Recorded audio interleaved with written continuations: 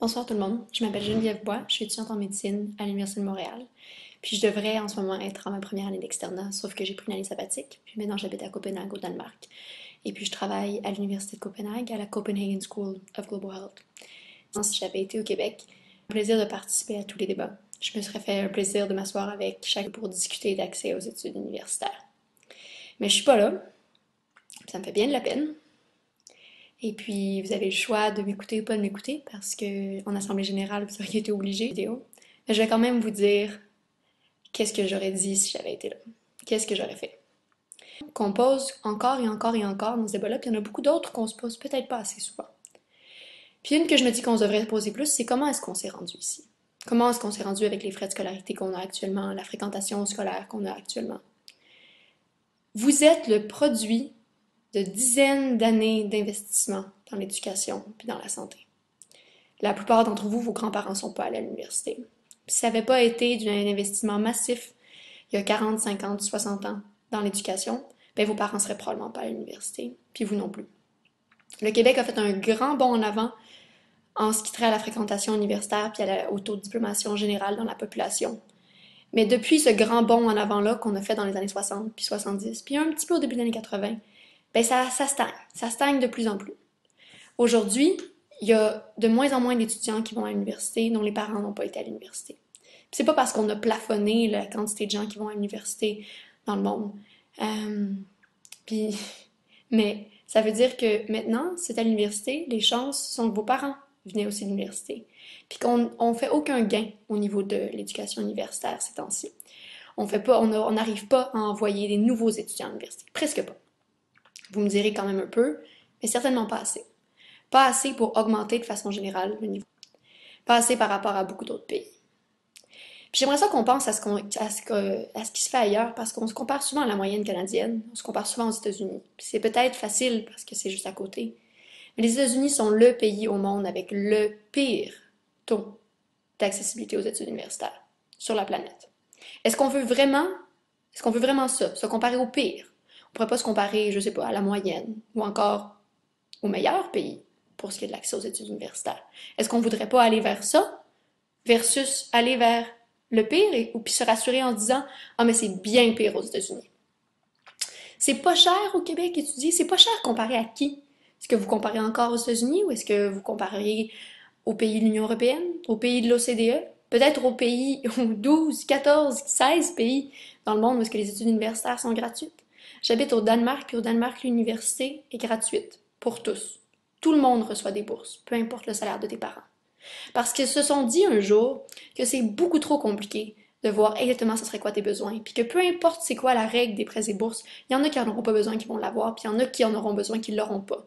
Puis c'est pas si pire que ça de donner de l'argent à des étudiants qui sont pas si dans la dèche que ça. Il n'y a pas de conséquences dramatiques à dire on va aider les étudiants à l'université indépendamment de leurs parents. Ça fait aussi qu'ici en médecine, c'est pas une impossibilité de voir des gens qui étudient la médecine dont les parents sont chauffeurs de taxi, dont les parents sont pas employés, sont au chômage. Ça se trouve pas souvent ça au Québec ou au Canada. Puis c'est pas juste anecdotique que je connaisse un étudiant en médecine dont les parents sont chauffeurs de taxi. Non, c'est quelque chose qui est très très bien répertorié. Le Danemark est l'un des pays au monde où il y a le moins d'inégalités sociales, puis la fréquentation universitaire est la plus commune à travers toutes les classes de la société. Ça veut dire que c'est pas seulement les gens dont les parents sont des professionnels, dont les parents sont à l'université qui y vont. Ça veut dire qu'encore aujourd'hui, dans la nouvelle génération de jeunes qui ont notre âge, il y a des gens qui vont à l'université dont les parents n'ont pas été à l'université. Il y a un gain qui se fait à ce niveau-là. J'aimerais qu'on arrête de se dire oui, mais moi, je vais être capable de payer. Ou moi, je peux mettre 200 $ de plus sur ma marge de crédit. Ou 1000 ou 2000. Vous êtes déjà en médecine. La question, elle se pose plus pour vous. Puis la question, c'est pas à propos de vous. C'est pas à propos de moi ou de toi ou de personne qui est en ce moment à l'université ou d'un individu. Ça veut dire comme société, qu'est-ce qu'on veut? Est-ce qu'on veut une société où est-ce que l'éducation est payante ou pas? Puis si on la veut payante, on veut la payante à combien? Est-ce qu'on veut une société où est-ce que l'éducation, c'est un investissement personnel qu'on fait dans sa propre personne, comme si on était coté en bourse, en espérant que ça donne un bon rendement. Puis on se dit, ah, ça donne un bon rendement en général, donc c'est pas grave de s'endetter. Il n'y a aucune corrélation qui a été faite entre le fait de s'endetter puis d'être plus motivé parce qu'on a peur de perdre de l'argent. Il n'y a aucune corrélation qui a jamais été faite entre les meilleures notes à cause de l'endettement. Par contre, il y a une corrélation qui a été faite entre le fait de travailler trop d'heures par semaine ou d'avoir une grosse dette et puis la santé mentale des étudiants, leur niveau de stress, puis leur choix de carrière.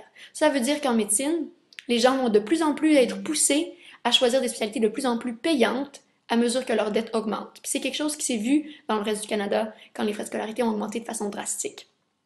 Peut-être que c'était un bon retour sur investissement dans l'université. Peut-être que la personne va faire beaucoup plus d'argent à long terme que les dettes universitaires qui ont été contractées. Sûrement. Mais pas tout le monde, puis pas tout le monde au même niveau. Puis les frais de scolarité font pas cette distinction-là. Puis au niveau de la société, il y a énormément de gains qui sont faits beaucoup plus que personnellement. Plus quelqu'un fait d'argent, plus il paye d'impôts, plus il contribue à la société, mais aussi plus une société est égale, moins il y a d'inégalités sociales. Et puis il y a beaucoup d'indicateurs qui descendent à ce moment-là. Puis là, you name it, les grossesses chez les adolescentes, l'obésité infantile, les maladies cardiaques, tout diminue dans une société dans une société qui a moins d'inégalités. Ça s'appelle le Gini Score, puis vous pouvez aller voir d'excellentes lectures sur le sujet que vous trouvez sur Internet, dans lesquelles ils vous diront que si vous voulez vivre le rêve américain, vous devriez partir d'Amérique du Nord puis aller vivre au Danemark. Parce que c'est le concept de la mobilité sociale. Ça veut dire si quelqu'un de riche a 2 enfants, puis si quelqu'un de pauvre a 2 enfants, ces enfants-là, ils ont la chance d'arriver où? Là où leurs parents ont été? Ou plus haut? Ou plus bas? Puis est-ce qu'ils ont une chance égale ou plus grande de monter dans les échelons de la société ou de descendre? Puis en ce moment, le coefficient de mobilité, il est très, très, très, très bas en Amérique du Nord. Il est encore pire aux États-Unis qu'il est au Canada, mais il dégringole, puis il dégringole bien vite. Puis ça, c'est le genre de mesure qui va le faire dégringoler encore plus. Les frais de scolarité, c'est fixe. Les impôts, c'est pas fixe. Moi, je veux payer pour l'université, mais je veux pas payer maintenant. C'est pas à propos de moi, mais posez-vous cette question-là. Est-ce que vous voulez pratiquer la médecine quand vous avez des compétences ou quand vous n'avez pas de compétences? Est-ce que vous voulez payer quand vous avez de l'argent ou quand vous n'avez pas d'argent? Est-ce que vous voulez payer juste pour vous, puis pas pour les autres? Puis vous pourriez dire, non, moi je veux payer pour ce que je consomme. Ensuite, faites le pas de un à l'autre, puis pensez aux patients que vous allez voir, puis aux gens avec qui on vit en société. On est médecin. On va être médecin, puis on étudie en médecine. On a un poids démesuré dans ce débat-là. Si vous décidez de partir en grève ne serait-ce qu'une journée, ça va avoir plus d'impact que bien des programmes pendant plus longtemps. C'est dommage, ça devrait pas être comme ça, mais c'est comme ça. Si vous ne le faites pas, alors que tous les autres le font, ça va envoyer un message très clair. Les étudiants en médecine, ils s'en foutent un peu. Les frais de scolarité, c'est pas grave. Eux autres, ils vont faire plein d'argent. En ce moment, en médecine, on n'est pas tout à fait représentatif de la société qu'on va desservir. Puis il faudrait sortir de cette bulle-là de gens qui sont confortables, qui n'ont pas eu trop de problèmes dans la vie. Puis se souvenir que la population qu'on va servir, c'est pas juste nous. Puis une des choses qui va les rendre malades, nos patients, c'est les inégalités qu'on a dans notre société. Une des choses qui va les rendre malades, c'est le manque d'éducation, c'est le manque d'accès à un bon logement, c'est le manque d'accès à des soins de santé qui pourraient être bien meilleurs que ce qu'on a aujourd'hui. Puis ces déterminants-là, c'est ceux qui vont rendre nos patients malades. C'est quelque chose auquel il faudrait penser maintenant. Je ne sais pas qu'est-ce que vous voulez être dans la société, mais moi j'aimerais mieux que les étudiants en médecine soient des gens qui soient conscients de ces inégalités-là, puis qui travaillent à les refermer, puis non pas à les faire grandir. Oui, on veut étudier, puis il y en a qui vont me dire, moi je veux pas qu'il y ait un piquet de grève, je veux aller à mes cours. On pourrait dire aussi que je veux étudier, mais je veux aussi vivre dans une société où les étudiants viennent pas juste de familles aisées, où est-ce que tout le monde a une chance égale, puis où est-ce qu'on paye à un moment où on a les moyens selon le salaire qu'on fait. Parce que même médecin, on fera pas tous le même salaire. Puis on fera certainement pas tous le même salaire que nos collègues qui sont à l'université dans d'autres programmes. Vous avez un poids démesuré dans ce débat-là. Puis moi, je pense que c'est une responsabilité. Il y en a qui vont dire que la responsabilité sociale, ça serait de payer plus maintenant. Moi, je pense que la responsabilité sociale, ça serait de payer nos impôts comme il se doit quand on fait faire un salaire décent. Et que ça serait en ce moment de se lever puis de se dire, est-ce que c'est vraiment là qu'on veut aller? Est-ce que c'est vraiment dans cette direction-là? Parce qu'en ce moment, on va dans une direction où est-ce que les frais de scolarité vont continuer à augmenter, où est-ce que les frais pour tous les services vont continuer à augmenter, qu'on va continuer à investir dans une hypothétique route, dans un hypothétique plan Nord, dans un Colisée à Québec, mais pas dans nos enfants, qu'on va continuer de faire des coupes en éducation puis en santé, alors que l'argent ailleurs y existe. C'est pas un problème de fond. C'est une question de choix, c'est une question de société. C'est pas une question de si demain on va avoir l'argent pour continuer de payer les salaires des fonctionnaires. Le Québec est pas en banqueroute, puis le Québec pourrait faire des choix différents s'il voulait. C'est vraiment juste une question de choix. Le Danemark est pas plus riche. Le Danemark n'a pas des richesses naturelles plus grandes, bien moindres en fait que le Québec. à peu près la même population, un territoire beaucoup plus petit. Puis une population qui est à peu près, dans les années 50, c'était tout à fait comparable au Québec. Puis ils ont fait des choix différents. Puis aujourd'hui, ils ont overall des meilleurs indicateurs de santé, de bien-être social. Ils ont des étudiants qui sont moins endettés, qui sont moins stressés, qui sont tout aussi persévérants. Il n'y a pas de corrélation entre comment tu souffres pour tes études puis comment bon médecin tu vas être, ou quoi que ce soit que tu étudies.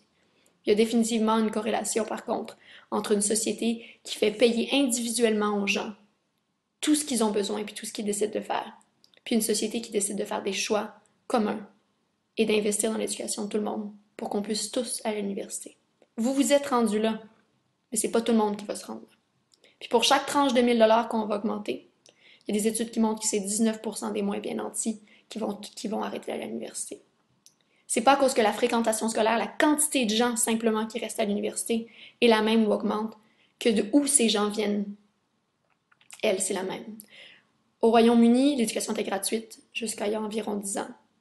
Puis il y a eu de très bons chiffres qui ont montré qu'est-ce qui s'est passé depuis. Puis c'est pas très joli au niveau de l'accessibilité, au niveau des classes sociales. Puis maintenant, au Royaume-Uni, la mobilité sociale, justement, elle s'est écroulée. Puis elle n'a plus rien à voir avec ce qu'elle était, puis elle n'a rien à voir avec les autres pays qui l'environnent. Alors honnêtement, posez-vous la question. C'est pas à propos de vous. C'est pas à propos de si vous voulez manquer un jour d'école ou si vous voulez pas perdre 2 jours de vacances ou qu'est-ce que vous avez envie de faire demain, puis si vous allez être capable de payer. C'est pas tout le monde qui a une marge de crédit, c'est pas tout le monde qui a des parents qui peuvent les aider, c'est pas tout le monde qui a eu la chance que nous on a eu. Puis la question qu'on doit se poser, c'est est-ce que on veut que quand nos enfants aillent à l'université, tous les médecins, tous les avocats, tous les ingénieurs, ils viennent de familles aisées, ou est-ce qu'on veut qu'il y ait une pluralité, qu'il y ait une différence, puis que tout le monde ait accès aux études universitaires, puis que tout le monde puisse améliorer son sort dans la vie. Passez une belle soirée.